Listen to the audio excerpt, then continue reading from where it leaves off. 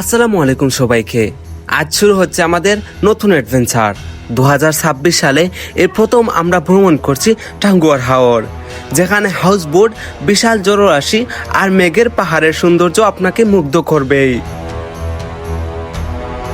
চলুন আজকে আমরা টাঙ্গুয়ার হাওরের একটা ভ্রমণ গাইড দেই এবং কত টাকা খরচ হবে, কিভাবে যাবেন, কোন হাউস বোটে থাকবেন, সবকিছু নিয়ে আজকের ভিডিও শুরু করা যাক।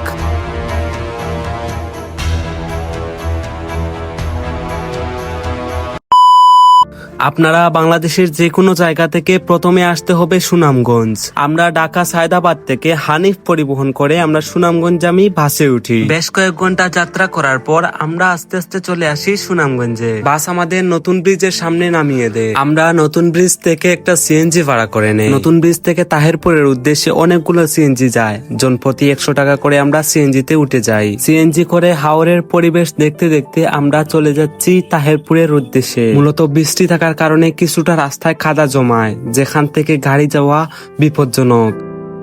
প্রায় 1 থেকে 2 ঘন্টা পর আমরা তাহিরপুর চলে আসি। সিএনজি স্ট্যান্ড থেকে একটু হেঁটে আমরা বাজারে চলে যাই। তারপর হালকা কিছু কেনাকাটা করে আমরা বোটের উদ্দেশ্যে রওনা দেই।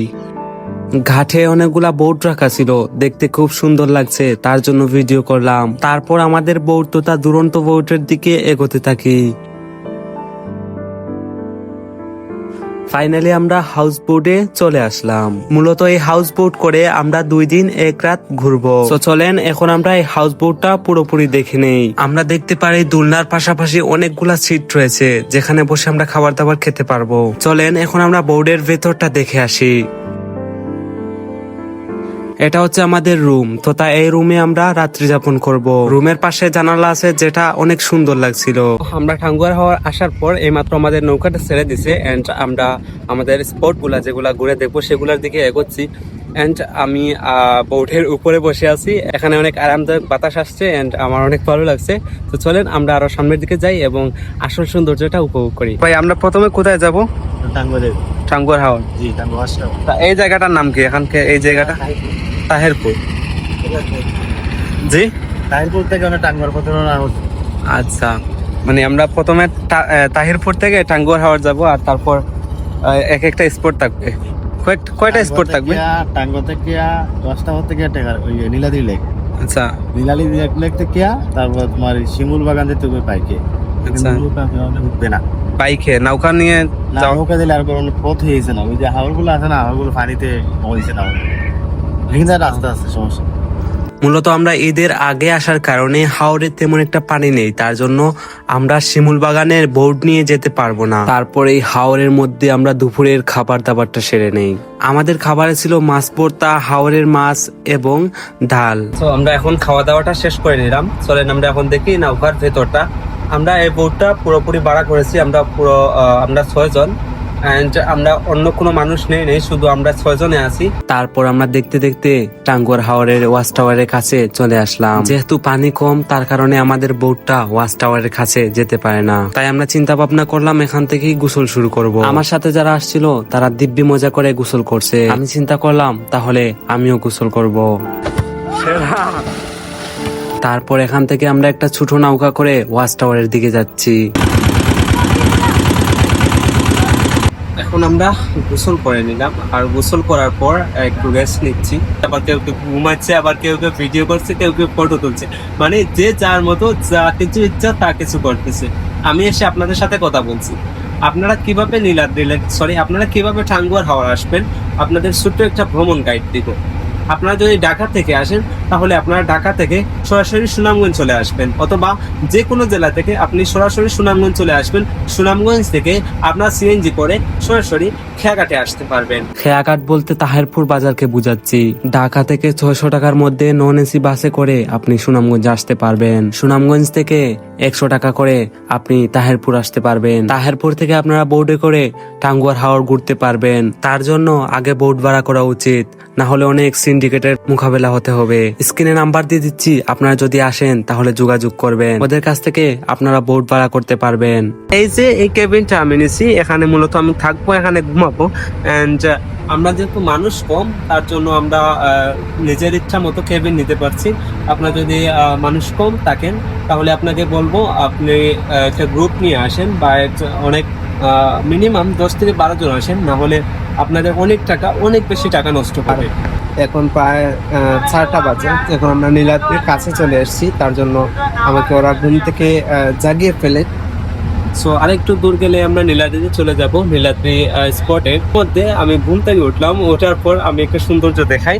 জাস্ট এটা আপনারা দেখেন, ওই যে হাওরের মধ্যে ঘর বাড়ি, মানে প্রকৃতিটা এত বেশি সুন্দর, মানে বলার বাইরে। এই প্রকৃতিটা দেখে আমি মুগ্ধ হয়েছি। শেষে আমরা এখন নীলাদ্রির অনেকটা কাছে চলে এসেছি।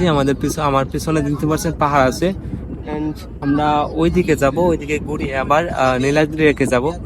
সো চলেন আমরা এখন নীলাদ্রি দেখে যাই। নীলাদ্রি আসতে না আসতেই তার সৌন্দর্য দেখে আমরা অবাক হয়ে যাচ্ছি। কেউ কেউ ফটো ভিডিও করছে, আবার কেউ কেউ দাঁড়িয়ে এই অপূর্ব সৌন্দর্যের অনুভব নিচ্ছে, আর আমি নিজে দেখছি এবং আপনাদের ভিডিও করে দেখাচ্ছি। বোট থেকে উঠে আমরা সামনের দিকে এগিয়ে যাচ্ছি। সামনে রয়েছে কিছু ছোট ছোট দোকান, যেখান থেকে আমরা কিছু কেনাকাটা করি। তারপর আবার সামনের দিকে এগিয়ে যাচ্ছি। তারপর আমাদের চোখে পড়ে নীলাদ্রি লেকের কিছু সৌন্দর্য, যেটা আমি ক্যামেরা বন্দি করি। মূলত এই ট্যুরের আমি হোস্ট ছিলাম, তার জন্য আমি সবাইকে দেখাশোনা করে নিয়ে যাচ্ছিলাম। সো আমরা এখন আসছি নীলাদ্রি লেক, আর নীলাদ্রি লেকের আসল সৌন্দর্যটা আপনারা ড্রোন শুট দেখেন।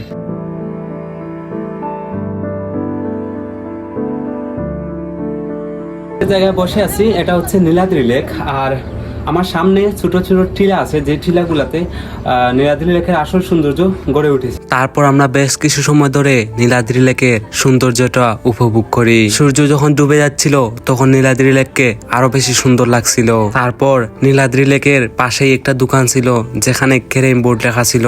আমরা সবাই মিলে ক্যারেম খেলতে শুরু করি। কখন জানি বেলা ফুরিয়ে গেছে সেদিকে খেয়াল নেই। তারপর আমরা আবার চলে আসলাম হাউস বোর্ডে এবং বিভিন্ন রকম গেম খেলে আমাদের রাত্রি যাপনটা সুন্দর করে তুলি। আবার হঠাৎ চোখ পড়ে অপর সাইডে আমরা দেখতে পারি ইন্ডিয়াতে লাইট জ্বলছে। আচ্ছা চলেন এখন আমরা দেখে নেই এক নজর আমাদের রাতের হাউস বোটটা।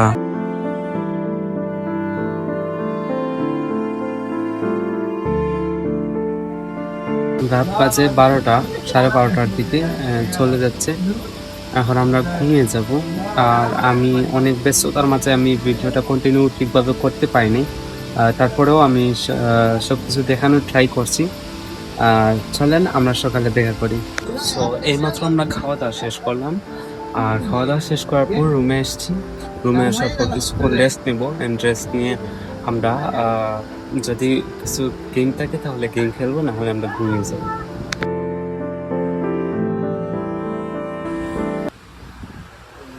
সকাল সকাল সবাইকে, অ্যান্ড ঘুম থেকে উঠলাম।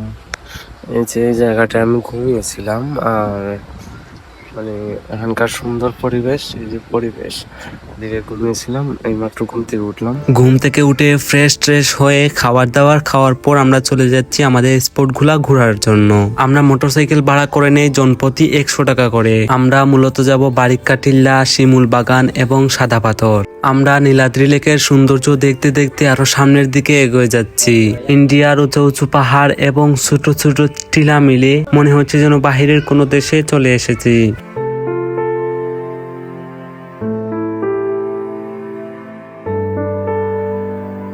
বেশ কিছু সময় বাইকে থাকার পর আমরা আস্তে আস্তে দেখতে পারি শিমুল বাগানের কাছে চলে এসেছি। তারপর জনপ্রতি 50 টাকা করে টিকিট কেটে আমরা চলে যাচ্ছি শিমুল বাগানের ভিতরে।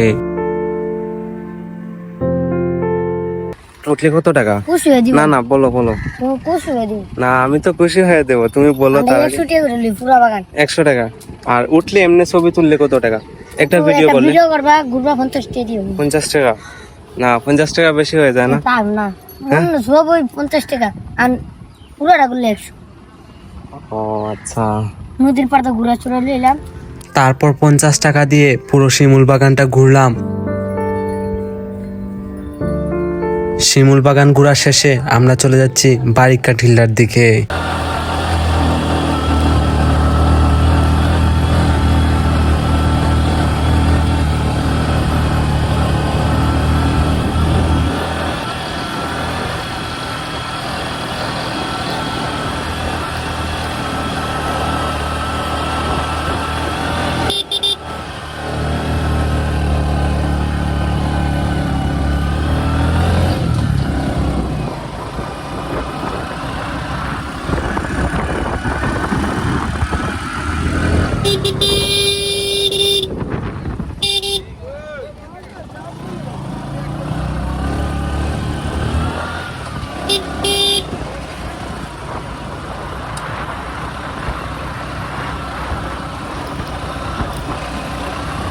অবশেষে আমরা চলে আসলাম বারিকাটিল্লা, আর এখন আছি বারিকাটিল্লার একেবারে শেষ প্রান্তে, যেটা দেখতে অনেক বেশি সুন্দর লাগছিল।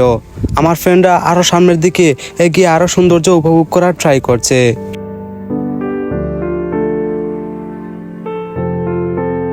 হঠাৎ এদিকে চোখ পড়ে, এদিকে দেখতে পারি বিশাল বড় বড় নৌকা মেরে বালি উত্তোলনের কাজ করতেছে, যেটা দেখে আরো বেশি সুন্দর লাগছে এই জাদু কাটানোর দিকে। আর চারিপাশে আছে ছোট ছোট টিলা এবং পাহাড়, আর ইন্ডিয়ার অনেক উঁচু উঁচু পাহাড়, যেটাকে আরো বেশি সুন্দর লাগছে। যেখানেই যায় না কেন ভালোবাসা প্রমাণ করতেই হবে এটা আমার বন্ধু আর কেউ না।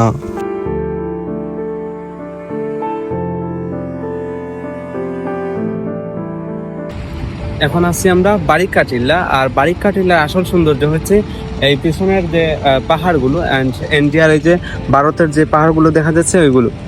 আমার ফ্রেন্ডরা ওরা সবাই ভিডিও করছে, কেউ কেউ ফটো তুলছে, আর আমি এসে আপনাদের সাথে কথা বলছি।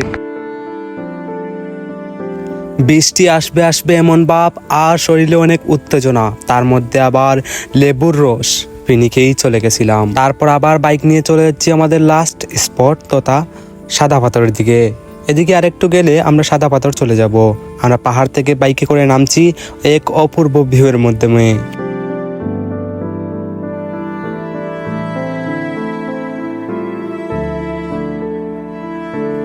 তারপর অনেকক্ষণ আসার পর আমাদের চোখে মেরে এই সৌন্দর্যের দেখা। এখন ফাইনালি আমরা আস্তে আস্তে আমরা একেবারে স্পটের সামনে চলে এসেছি। আমরা আর একটু গেলেই আমরা সাদা পাথরের একেবারে স্পটে চলে যাব। মূলত এই জায়গাটাকে বলা হয় সাদা পাথর, যদিও এই জায়গায় কিছু নেই, তারপরেও ভালো লাগছিল। তারপর আমাদের স্পটগুলা ঘোরা শেষ, এখন আমরা চলে যাচ্ছি বোর্ডের দিকে। এখন আমাদের বোর্ড আবারও ছেড়ে দিছে, আমাদের গন্তব্য তাহেরপুর। অবশেষে আমরা সব স্পটগুলা ঘুরলাম, আর এখন আমরা যাচ্ছি টাঙ্গুয়ার হাওরের দিকে। আবার সব মিলিয়ে যদি আপনারা ঢাকা থেকে আসেন তাহলে 5,000 থেকে 5,500 টাকা খরচ হবে। বোট খরচ এবং যাতায়াত খরচ মিলে আমাদের গেছে 5,200 টাকা। এখন আমরা আবার যাচ্ছি টাঙ্গুয়ার হাওরে, ওখানে গিয়ে আমরা আবার গোসল করবো, অ্যান্ড আমাদের সারাদিনটা ওখানে পার করবো। আর আমরা নীলাদ্রি লেকে আসার পর আমরা যতটা স্পট আছে সবকিছু তো ঘুরে আসলাম। সো আরও কিছুক্ষণ পর আমাদের ট্রিপটা শেষ হয়ে যাবে, অ্যান্ড লাস্ট টাইম আবার আমি আপনাদের টাঙ্গুয়ার হাওরের আসল সৌন্দর্যটা দেখাবো। আর এখন দেখেন পুরো চারিপাশটা কালো হয়ে আছে, মনে হচ্ছে যে বৃষ্টি আসবে আসবে এমন ভাব। যদি বৃষ্টি আসে তাহলে আমাদের ট্রিপটা আরও বেশি সুন্দর হবে। সো দেখি আমাদের কপালে একটি বৃষ্টির আবহাওয়াটা দেখি আমরা বৃষ্টিটা দেখতে পারি কিনা। চলেন আমরা টাঙ্গুয়ার হাওরের দিকে যাই। তো অবশেষে আমাদের ট্রিপটা এখানে শেষ হলো, অ্যান্ড আমরা টাঙ্গুয়ার হাওর আসলাম। আবার আসার পর অনেক গোসল করলাম, আমি কিছু কিছু ক্লিপ নিয়েছি, সেটা আপনাদের দেখিয়েছি। অ্যান্ড ফাইনালি আমাদের এখানে ট্রিপটা শেষ হয়ে গেল। আর সবশেষে বলতে চাই, আপনারা তো একুরেট একটা দাম পেয়ে গেছেন, মানে কত টাকা খরচ হবে টাঙ্গুয়ার হাওর আসলে, আর ঈদের সিজনে কত টাকা খরচ হতে পারে, এটা নিয়ে আপনারা একটা মানে পেয়ে গেছেন। সো আজকের ভিডিও পর্যন্ত, ভালো থাকেন, সুস্থ থাকেন, আল্লাহ হাফিজ।